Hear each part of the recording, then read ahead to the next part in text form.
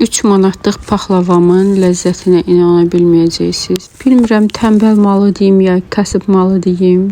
Belə münasib bir qiymətə, belə ləzzətli və o qədər çox. Hələ mən yarısından elədim, bu qədər çox çıxdı və hətta elədiyim səhvlərdən biri də oydu ki, yarısının da yarısına eləmək lazımdır ki, bütün qatlara o yağ yayılsın. Bir də yağını bol eləməlisiniz ki, daha çıtır-çıtır olsun. Mən dairəvi borcamda eləyəcəkdim. Sonra yadıma düşdü ki, cehizdə 4 dənə 4 künc borcam gətirmişəm. Niyə onları 8 illik qutuda saxlayıram, açım istifadə edeyim. Yaxşı ki, 4 küncdə elədim. Kəsimi də rahat oldu.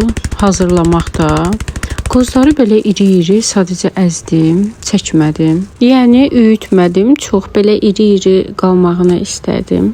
Zövqə görədir, siz necə istəsəz elə edərsiniz. Kənarlarının qısa hissələrini də belə ortasına dağınıq qoya da bilərsiniz. Çünki ən üstə düz bir parça qoyacaqsınız.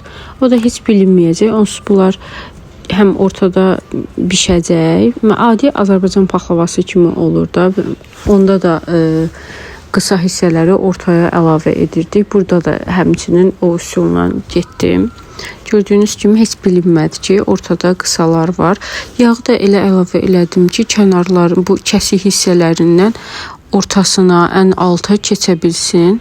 Şərbətinə də hil, mıxay əlavə elədim. Bizim paxlava kimi datsın biraz.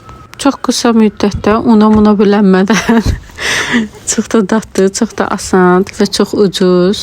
Hamıya məsləhət görürəm. Bütün mağazalarda da satılır. Tapmaq çox asandır. Dadı da çox dadlıdır. Sizcə necədir? Yaxşı alındı?